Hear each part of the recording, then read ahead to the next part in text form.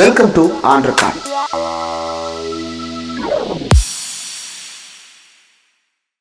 Welcome to on record. இன்றைக்கு நம்மோடு நேர்காணலுக்காக சிறப்பு விருந்தினராக ஊடகவியலாளர் அரண்சை ஆசிரியர் திரு ஹசீப் அவர்கள் இணைந்திருக்கிறார். அவரோட பேசலாம். வணக்கம். வணக்கம். சமீபத்துல உச்சநீதிமன்றத்துல ஒரு மனு ஒன்று தாக்கல் பண்ணியிருந்தாங்க. அந்த மனுவில் 2G வழக்கு குறித்து கங்குலி தீர்ப்பு கொடுத்ததுல மறு ஆய்வு செய்ய வேண்டும், ஏன்னா நாங்க எக்ஸிக்யூட்டிவ் ஆர்டர்ல இது பண்றதுக்காக முயற்சி பண்ணிட்டு இருக்கிறோம் அப்படின்ற ரேஞ்சில் அந்த தீர்ப்பை விரிவுபடுத்தி தரணும் அல்லது கிளாரிபிகேஷன்ஸ் கேட்டு ஒரு பெட்டிஷன் போட்டிருந்தாங்க. உச்சநீதிமன்றம் தீர்ப்பே மாத்த பாக்குறீங்க, அது முடியாது, ஏலம்னா ஏலம் தான் அப்படின்றத தெளிவாக சொல்லி இருக்கிறார்கள். ஆனா இவங்க சட்டம்லாம் போட்டுட்டாங்க. இப்ப என்ன நடந்திருக்கு? ஆக்சுவலா இதை புரிஞ்சுக்கிறதுக்கு நம்ம உண்மையிலே இவங்க 2G விவகாரத்துல இவர்கள் வைத்த குற்றச்சாட்டு என்ன, அதற்கு பிறகு நீதிமன்றம் என்ன உத்தரவு போட்டது, எதன் அடிப்படையில் இன்னைக்கு தீர்ப்பை மாத்த கேட்கிறாங்க, இதையெல்லாம் புரிஞ்சுக்க வேண்டிய தேவை இருக்கு. அதற்கு முன்னாடி ஒரே ஒரு விஷயத்த சொல்ல விரும்புறேன். ஆசா தேர்தலில் போட்டிடுறாரு, நீலகிரி தொகுதியில போட்டிடுறாருன்ற அந்த செய்தி அதே சமயத்துல இன்னொரு செய்தியும் வந்தது. 2G வழக்குல அப்பீல் அப்படின்றது இன்னைக்கு அக்செப்ட் பண்ணப்பட்டிருக்கு. டெல்லி உயர்நீதிமன்றம் அப்பீலை ஏத்துக்குச்சு. அதை ஏத்துக்கலாமா வேணாமான்னு தொடர்பான விசாரணை நடந்துச்சு. இன்னைக்கு அப்பீலை ஏத்துக்கிட்டாங்க. இனிமேல் அப்பீல் மீதான விசாரணை நடக்கும் அப்படின்னு ரெண்டு செய்தியும் ஒரே டைம்ல வந்தது. சரியா?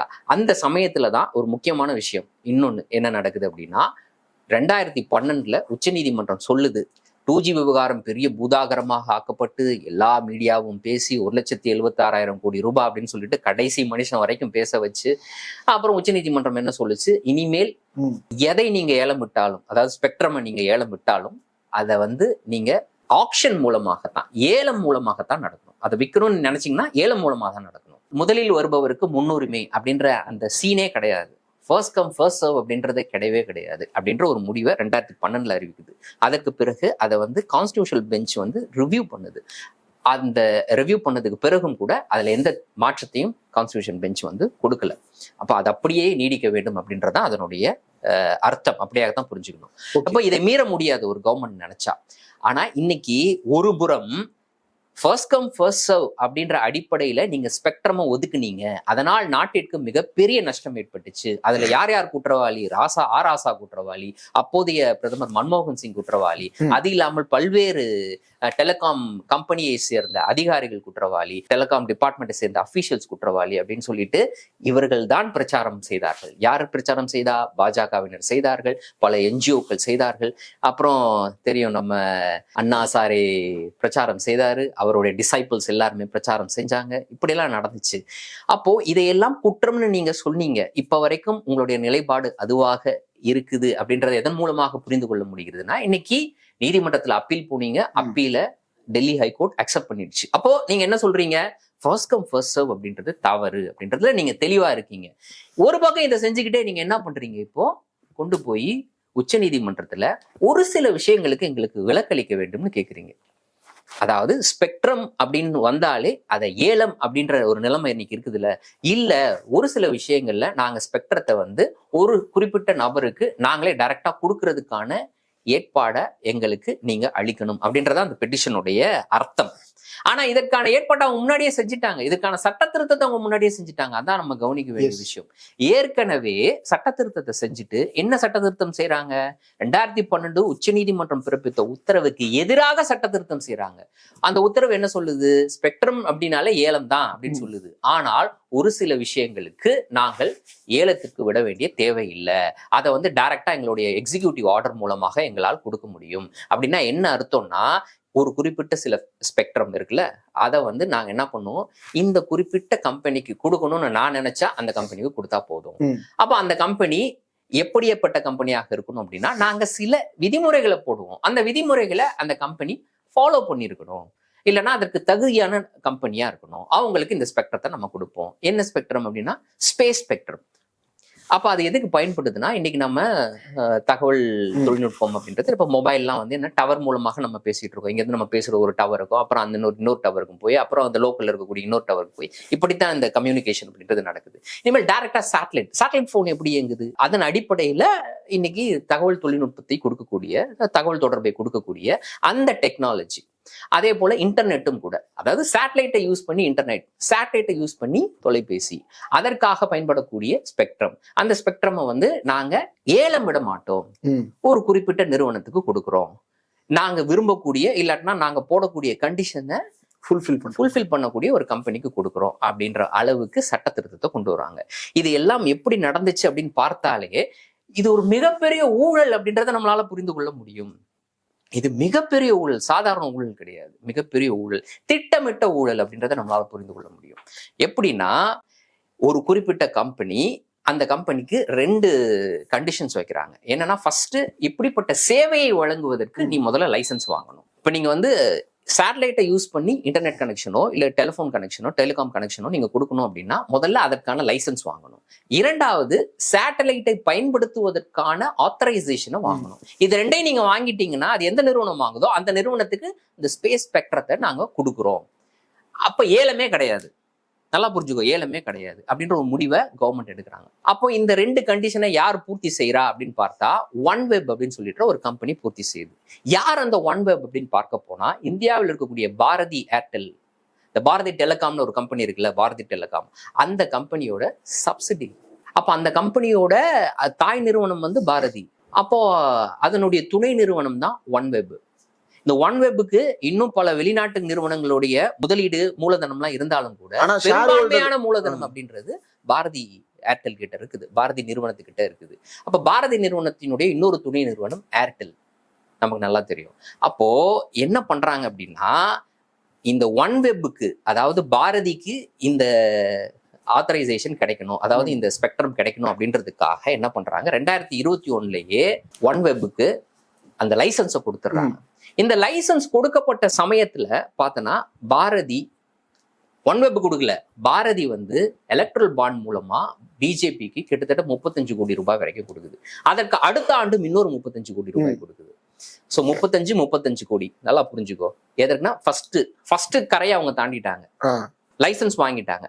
அடுத்த கரை என்ன அப்படின்னா ரொம்ப முக்கியமான ஒண்ணு, ஸ்பேஸ் ஆத்தரைசேஷன், அதையும் கொடுக்குறாங்க. அப்போ ஒரு 50 கோடி கொடுக்குது. OneWeb கொடுக்கல, நல்லா புரிஞ்சுக்கோ, பாரதி ஏர்டெல் நிறுவனம் கொடுக்குது. ஏர்டெல் நிறுவனம் கொடுக்குது 35 கோடி, 50 கோடி அப்படின்ட்டு. அதற்கு பிறகு இன்னொரு கரை தாண்ட வேண்டும். என்ன கரை? இதுக்கு முன்னாடி நம்மளுக்கு 2012 உச்சநீதிமன்றத்தினுடைய தீர்ப்பு தெரியும். ஸ்பெக்ட்ரம்னாலே நீங்க ஏலம் தான் விடணும். அப்போ இது சட்டமாக இருக்கிறது. அப்ப இந்த சட்டத்துல திருத்தம் கொண்டு வரணும், ஒரு சில விஷயத்திற்கு விதிவிலக்கு அளித்து. அப்ப இந்த விதிவிலக்கு அளிக்கக்கூடிய திருத்தத்தை நாடாளுமன்றத்தினுடைய குளிர்கால கூட்டத்தொடர்ல கொண்டு வராங்க. எந்த சமயத்துல கொண்டு வராங்க அப்படின்றத ரொம்ப முக்கியம். எந்த சமயம்னா, கிட்டத்தட்ட இந்தியா இதுவரைக்கும் இந்த விடுதலை பெற்ற இந்தியா பார்க்காத அளவுக்கு கிட்டத்தட்ட 150க்கும் மேற்பட்ட நாடாளுமன்ற உறுப்பினர்களை சஸ்பெண்ட் செய்து அப்படிப்பட்ட ஒரு கூத்து நடந்துச்சு, நம்ம பார்த்தோம்ல. அந்த சமயத்துல 2 மேலவையிலும் சரி இல்ல மக்களவையிலும் சரி எம்பிக்களே ஆல்மோஸ்ட் வந்து எதிர்கட்சி எம்பிக்களே கிடையாது, எல்லாரையும் சஸ்பெண்ட் பண்ணிட்டாங்க. அந்த சமயத்துல இந்த திருத்தத்தை கொண்டு வராங்க நாடாளுமன்றத்துல. எனக்கு தெரிஞ்ச டிசம்பர் 20ன்னு நினைக்கிறேன், 21ல சட்டம் நிறைவேற்றப்படுது, மக்களவையில நிறைவேற்றப்படுது. அடுத்த நாள் மாநிலங்களவையில நிறைவேற்றப்படுது. உடனடியாக குடியரசுத் தலைவருக்கு அனுப்பப்படுது. குடியரசுத் தலைவர் என்ன பண்றாரு, 24ன்னு நினைக்கிறேன், 24 25 அசன்ட் கொடுத்துடுறாங்க. அப்ப அந்த சட்டம் நடைமுறைக்கு வந்துச்சு. சட்டம் என்ன சொல்லுது, ஒரு குறிப்பிட்ட விஷயங்களுக்கு மட்டும் இதுல இருந்து விதிவிலக்கு. எதுல இருந்து விதிவிலக்கு? இவங்க எது சரின்னு சொன்னாங்களோ, இந்தியாவினுடைய வளத்தை நாம் ஒரு நபருக்கு, ஒரு தனியார் நிறுவனத்துக்கு கொடுக்கிறோம்னா அது ஏல முறைப்படிதான் கொடுக்க வேண்டும். அதைத்தான் அதுல யாரு மீறி இருக்கிறா, அதை யாரு மீறினா, ஆராசா மீறிட்டாரு, காங்கிரஸ் அரசு மீறிடுச்சு, மிகப்பெரிய ஊழலை செஞ்சிருச்சு அப்படின்னு இவங்க 2Gல ஒரு குற்றச்சாட்டு வச்சாங்கல்ல, அந்த குற்றச்சாட்டுல இன்ன வரைக்கும் அவங்க உறுதியா இருக்காங்கல்ல, அதை அவர்களே மீறுகிறார்கள். அதற்கு ஒரு சட்ட திருத்தத்தை கொண்டு வராங்க. இதற்கு பிறகு 100 கோடி ரூபாய் கைமாறி இருக்கு, ஏர்டெல் நிறுவனம் கொடுத்திருக்கு. ஒட்டுமொத்தமாக இந்த 2020 தொடங்கி 24 வரைக்குமே வந்து 23ஓட கடைசி வரைக்குமே இந்த எலக்ட்ரல் பாண்ட் மூலமாக ஏர்டெல் நிறுவனம் கிட்டத்தட்ட 198 கோடி ரூபாய் பாஜகவுக்கு கொடுத்திருக்கு. இந்த இடைப்பட்ட காலத்துலதான் OneWeb நிறுவனத்திற்கு ஆத்தரைசேஷன் லைசன்ஸ் கொடுக்கப்படுது, ஆத்தரைசேஷன் கொடுக்கப்படுது. அதற்கு பிறகு அவர்களுக்கு சார்பாக சட்ட திருத்தம் கொண்டு வரப்படுது. இந்த 3 விஷயம் நடக்குது. 200 கோடி ரூபாயில முடிஞ்சுது. நம்ம பாக்குறது வெறும் கட்சிக்கு அவர்கள் கொடுத்ததுதான். இது கூட நம்மளுக்கு வெளியில தெரிஞ்சிருக்காது. இந்த 200 கோடி ரூபாய் போச்சா போலையான்னு எதன் மூலமா தெரிஞ்சுது? உச்சநீதிமன்றம் போட்ட உத்தரவு பிறகுதான் தெரிஞ்சுது. அதுவும் ஒரு தடவை உத்தரவு போட்டாங்களா, கிட்டத்தட்ட 3 தடவை தலையில கொட்டி SBI கிட்ட தயவு செய்து வெளியில விடு அப்படின்னு சொன்னதுக்கு பிறகுதானே இந்த தகவல் நமக்கு தெரிஞ்சுது. அதையே மாத்தி பேசினாங்க. இன்ன வரைக்கும் வெளிப்படையா எல்லாத்தையும் கொடுத்து நாங்க எலக்ட்ரல் பாண்ட் கொண்டு வந்ததுக்கு பிறகுதான் ஆக்சுவலா எந்த கட்சிக்கு எந்த நிறுவனம் காசு கொடுக்குதுன்னு வெளியிலேயே தெரிய வந்ததுன்னு பச்சை பொய்ய சொன்னாங்க. இங்க இருக்கக்கூடிய மிகப்பெரிய பத்திரிகையாளர்கள்லாம் அதை கை கட்டிட்டு ஆஹா அப்படியா அப்படின்னு கேட்டுக்கிட்டு இருந்தாங்க. நம்ம பார்த்தோம்ல. ஆகவே அப்ப அந்த நிறுவனம் லாபம் பெற வேண்டும், அந்த நிறுவனத்துக்கு ஸ்பேஸ் ஸ்பெக்ட்ரம் போக வேண்டும் அப்படின்ற ஒரே காரணத்திற்காக இத்தனை வேலையும் செஞ்சு கடைசியா சட்ட திருத்தத்தை கொண்டு வந்து விட்டாச்சு. அப்புறம் என்ன பண்ணணும்? உச்சநீதிமன்றத்தோட உத்தரவு இருக்குல்ல, அந்த உத்தரவுக்கு போய் ஒரு கிளாரிபிகேஷன் வாங்கணும்ல, அதற்காக உச்சநீதிமன்றத்தை நாடுறாங்க. உச்சநீதிமன்றத்தோட ரெஜிஸ்ட்ரார் இன்னைக்கு வந்து அதை அக்செப்ட் பண்ற அந்த நிலையிலேயே இதை அக்செப்ட் பண்ண முடியாதுன்னு தள்ளுபடி செஞ்சிருக்காங்க. அதை ஏத்துக்க முடியாது. பெட்டிஷன் வந்து ஹியரிங்க்கெல்லாம் போல. ஓகே, முதல்ல பெட்டிஷனை போய் ஃபைல் பண்ணணும். ஃபைல் பண்ணும்போதே வந்து செக் பண்ணுவாங்க இதெல்லாம் விசாரணைக்கு உகந்ததா அப்படின்ட்டு. அந்த ஃபர்ஸ்ட் ஃபில்டரேஷன் இருக்குல்ல, அந்த லெவல்லே ரிஜெக்ட் ஆயிடுச்சு. ஓகே, இப்ப இதெல்லாம் நம்ம கேள்வி கேட்டோம்னா மோடி என்ன சொல்றாருன்னா, இல்ல இதுல ரொம்ப முக்கியமான இன்னும் ஒண்ணு என்ன அப்படின்னா, இது இன்னும் சரியா புரிஞ்சுக்கணும். இதுக்கு பின்னாடி நடந்த விஷயம்னா, சில லாஸ் மேக்கிங் கம்பெனிஸ் வந்து பிஜேபிக்கு பெரிய அளவுக்கு பணம் கொடுத்தாங்கல்ல. கிட்டத்தட்ட எனக்கு தெரிஞ்சு ஒரு 40 கம்பெனி ஹிந்து வந்து ஒரு ஆய்வு நடத்தினாங்க. அதுல வந்து ஒரு 40 கம்பெனி எடுத்துட்டாங்க. அந்த 40 கம்பெனில 3 கேட்டகரி. ஒன்று வந்து லாஸ் மேக்கிங், இன்னொன்று வந்து அவர்களுக்கு வருமானத்துக்கு செலவுக்கு சரியானது, இன்னொன்று வந்து அவர்களுக்கு வந்து டேட்டாவே கிடையாது, அந்த கம்பெனி எவ்வளோ வருமானம் வருது எவ்வளோ இருக்குது. இந்த இதில் வந்து ஃபர்ஸ்ட் இடத்துல இருக்கிறது வந்து ஏர்டெல் நிறுவனம். மிகப்பெரிய லாஸ் மேக்கிங் கம்பெனி. கிட்டத்தட்ட 70,000 கோடி ரூபாய் அளவுக்கு கடந்த 5-6 ஆண்டுகள்ல அவர்களுக்கு நஷ்டம் ஏற்பட்டிருக்கு. ஆனா 200 கோடி ரூபாயை பிஜேபிக்கு கொடுத்துருக்காங்க. அப்படின்னா எதற்காக? பாரதி நிறுவனம் தன்னுடைய இன்னொரு நிறுவனம் ஒன்வெப் அப்படின்ற அந்த நிறுவனம் பயன்பெறணும் அப்படின்றதுக்காக ஏர்டெல் நிறுவனத்தின் மூலமாக பாஜகவுக்கு பணம் கொடுத்துருக்கு. ஏர்டெல் நிறுவனம் தொடர்ந்து நஷ்டத்தில் இயங்கக்கூடிய ஒரு நிறுவனம் அப்படின்றது நம்மளால அப்படியே இந்த டாட்ஸ் எல்லாம் கனெக்ட் பண்ணிப்பாரு. அப்ப இவர்கள் இனிமேல் இந்த 2G அப்படின்னு பேசுறதுக்கு இவர்களுக்கு தகுதி இருக்கா முதல்ல? ஆனா இன்னமும் பேசிட்டு தான் இருப்பாங்க, கூச்சமே இல்லாம பேசுவாங்க. இன்னொரு பக்கம் போய் உச்சநீதிமன்றத்தை நாட்டிருக்காங்க. அதான் இப்ப நீங்க ரெஜிஸ்ட்ரார் லெவல்ல அது டிஸ்மிஸ் ஆயிருக்கு, அவ்வளவுதான். அதை அக்செப்ட் பண்ணல அந்த பெட்டிஷனை. திருப்பி அந்த பெட்டிஷனை கொண்டு வரதுக்கு அவங்களுக்கு வழி தெரியும், ரெஜிஸ்ட்ராரை அக்செப்ட் பண்ண வைக்கிறதுக்கான வழி தெரியும். அவர்களுக்கு சாதகமாக ஆர்டர் வந்தா கூட வரலாம். ஓகே, இப்ப இதையெல்லாம் நம்ம கேள்வி கேட்டோம்னா மோடி என்ன சொல்றாருன்னா, இல்ல இதெல்லாம் அந்நிய நாட்டின் சதி, காங்கிரஸ் அழிஞ்சிட்டு இருக்கு, இதை பார்த்து இந்திய மக்கள் சந்தோஷப்படுறாங்க, பாகிஸ்தான் அழுதுட்டு இருக்கு, பாகிஸ்தானுக்கும் காங்கிரஸுக்கும் லிங்க் இருக்கு அப்படின்னு சொல்லிட்டு அவர் வேற ஒரு ரூட் சொல்றாரு. இது எப்படி புரிஞ்சுக்கிறது? இந்த அந்நிய நாடுன்னு வரல, இதே அந்நிய நாட்டுல மிகப்பெரிய விசாரணை எல்லாம் இன்னைக்கு நடந்துகிட்டு இருக்கு.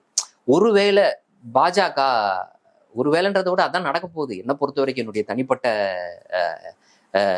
ஒரு ஆய்வின் மூலமாக என்னால் புரிந்து கொள்ள முடியுது. பாஜக ஆட்சிக்கு வர்றது கஷ்டம். பாஜக ஆட்சிக்கு வராவிட்டால் அவர்கள் கடந்த காலங்களில் செய்த பல விஷயங்களுக்கு அவர்கள் பல நாடுகளுக்கு பதில் சொல்ல வேண்டியது இருக்கு. ஃபர்ஸ்ட் விஷயம் ரஃபால் விவகாரம். இந்த ரஃபாலை பொறுத்த வரைக்கும் இன்னைக்கு பிரான்ஸ்ல விசாரணை நடந்துகிட்டு இருக்கு. அடுத்து இவங்க வெளிநாட்டில் செய்த கொலைகள், ஒன்று வந்து கனடால நடந்த கொலை, நிஜார் அப்படின்ற ஒருத்தரை கொலை பண்றாங்க. அடுத்து அமெரிக்காவில் பனனு அப்படின்னு ஒரு நபர், அவரை வந்து கொலை செய்வதற்கு முயற்சி செய்தார்கள். யார் மூலமாகனா அவங்க ஒரு அடியாள ஒருத்தரை ஃபிக்ஸ் பண்றாங்க. அந்த அடியாள் வந்து எப்படியாக அதற்காக அவருக்கு மேற்கொண்ட முயற்சியில கடைசியில FBI-யோட ஒரு ஆளே வந்து தான் அடியாள் அப்படின்ற மாதிரி அவர்கள்ட்ட போய் ஒரு விஷயத்த கண்டுபிடிக்கிறாங்க. அப்போ இந்த மாதிரியான விசாரணைகள்லாம் நடந்துகிட்டு இருக்கு இந்த வெளிநாடுகள்ல. அப்போ இன்னொரு விஷயம் நான் சொன்னேன்ல, இப்போ ஒன்வெப், இந்த ஒன்வெப்ல யாரெல்லாம் ஷேர் வச்சிருக்காங்கன்னா UK கவர்மெண்ட் ஷேர் இருக்கு, ஆஃப்கோர்ஸ் பிரான்ஸ் நிறுவனத்தோட ஷேர் இருக்கு. ஒன்வெப்பினுடைய தாயமைப்பான ஊட்டல்சாட், அந்த ஊட்டல்சாட்ல பெரிய ஷேர் வந்து பாரதி ஏர்டெல், மீதி இருக்கக்கூடிய மைனர் ஷேர்ஸ்ல UK கவர்மெண்டோட ஷேர் இருக்கு. நான் நேரடியா அரசினுடைய ஷேர் இருக்கு, பிரான்ஸ் நிறுவனத்தோட ஷேர் இருக்கு. அப்போ இதை பற்றி விசாரணை தொடங்குச்சுன்னா பிரான்ஸுக்கு பதில் சொல்லணும், அங்க இருக்கக்கூடிய UK கவர்மெண்ட்டுக்கு பதில் சொல்லணும். சோ இப்போ உலக அளவுல இது மாதிரி பல கேசஸ் பெண்டிங்ல இருக்கு. அப்ப நாளைக்கு யாராவது விசாரிக்க வரும்போது பதில் சொல்றதுக்காக இப்பயே ரெடி பண்ணி வைக்கிறாரு. அந்நிய நாட்டு சதி, இது அந்நிய நாட்டு சதி, வழக்கமா இவங்க சொல்றதானே இதெல்லாம். நாளைக்கு யாராவது விசாரணைக்குன்னு எடுத்துட்டு வந்தா நான் தான் அப்பயே சொன்னேன்ல இது அந்நிய நாட்டு சதி, பாத்தீங்களான்றது ஒரு பக்கம் அந்நிய நாட்டு சதின்னு சொல்லுவாங்க. அப்புறம் உலகத்திலேயே வந்து இன்னைக்கு மிகப்பெரிய தலைவர், இவரை பார்த்து வந்து அமெரிக்கா பயப்படுது, ஆஸ்திரேலியா பயப்படுது, ஐரோப்பிய நாடுகள் பயப்படுது. கர்நாடகால விளம்பரம் போட்டிருக்காங்க, உக்ரைன் போற நிப்பாட்டிட்டாராம். யோசிச்சு பாரு. ஆனா இப்ப அதே கர்நாடகால இருந்து இன்னைக்கு சித்தராமையா லெட்டர் போட்டிருக்காரு பிரதமருக்கு. நேத்து தான் லெட்டர் எழுதியிருக்காரு. நீங்க தான் பெரிய தலைவராச்சே. இதெல்லாம் சொல்லல, நான் சொல்றேன். அந்த லெட்டரோடைய சாராம்சம் இதுவாகத்தான். நீங்க தான் பெரிய தலைவராச்சு. ஜெர்மனிக்கு தப்பிச்சு ஓடி இருக்கிறாரு பிரஜ்வால் ரேவண்ணா. டிப்ளமேட்டிக் பாஸ்போர்ட்ல தப்பிச்சு போயிருக்காரு. சாதாரணமா இல்ல. டிப்ளமேட்டிக் பாஸ்போர்ட்னா எதுவுமே கிடையாது, கேள்வி கணக்கே கிடையாது. நீ பாட்டுக்கு போயிட்டே இருக்க வேண்டியதுதான். அப்படி தப்பிச்சு ஓடி இருக்கிறாரு. அந்த பாஸ்போர்ட்டை முதல்ல முடக்குங்க அப்படின்னு கேட்டிருக்கிறாரு. நீங்க தான் எத்தனை 56 இன்ச்சா உலக நாடுகள்லாம் பார்த்து பயப்படக்கூடிய ஒரு தலைவர். நீங்களே சொல்றீங்க பிரஜ்வால் ரேவண்ணா மிகப்பெரிய அயோக்கியன் அப்படின்னு. இன்னைக்கு பாஜகவும் சொல்லுது, பேச ஆரம்பிச்சு. பாஜக இன்னொரு பக்கம் இறங்கினா நீங்க எப்படி தப்ப விட்டீங்கன்னு காங்கிரஸ் கேக்குது. கர்நாடகால இருக்கக்கூடிய காங்கிரஸ் கட்சி கேக்குது. அவர் கர்நாடகாவுடைய காங்கிரஸ் கட்சியை சேர்ந்த எம்பியும் கிடையாது. எம்பி ஒருத்தர் வந்து வெளிநாட்டுக்கு போறத அங்க லோக்கல்ல இருக்கக்கூடிய அரசு தடுத்து நிறுத்த முடியாது. அப்போ யாரோட கண்ட்ரோல்ல இருக்குன்னா வெளியுறவுத்துறை செய்யணும், உள்துறை செய்யணும். இது ரெண்டு யாரோட கண்ட்ரோல்ல இருக்கு? உங்க கண்ட்ரோல்ல தானே இருக்கு, பிஜேபி கண்ட்ரோல்ல தான் இருக்கு. இதையெல்லாம் நீங்க தான் செய்ய தவறி இருக்கிறீங்க. இன்னொன்னு, இதெல்லாம் தாண்டி உங்களுக்கு ஒரு 4-5 மாசத்துக்கு முன்னாடியே தெரியும் இவன் ஒரு மிகப்பெரிய அயோக்கியம் அப்படின்ட்டு. தெரிஞ்ச அந்த கட்சியோட கூட்டணி வச்சு அந்த அயோக்கியனுக்கு ஆதரவா நீங்க தான் வந்து பிரச்சாரம் பண்ணிருக்கீங்க. சரி, குறைந்தபட்சம் அந்த அயோக்கியன்னு தெரிஞ்சு அவன் வெளிநாட்டுல இந்த மாதிரி ஏதாவது நடந்து தப்பிச்சு போயிடுவான் அப்படின்னு சொல்லிட்டு குறைந்தபட்சம் நீங்க அலர்ட் பண்ணி வச்சீங்களா? வெளியுறவுத்துறை மூலமாக, உள்துறை மூலமாக விமான நிலையங்களுக்கு ஏதாவது அலர்ட் கொடுத்து வச்சீங்களா? தப்பிச்சு போயிட்டாப்ல. நீங்க தானே தப்பிக்க விட்டுருக்கிறீங்க. தப்பிக்க விட்டிருக்கிறார்கள். இங்கு பல பொய்களை அவிழ்த்து கொண்டிருக்கிறார்கள்.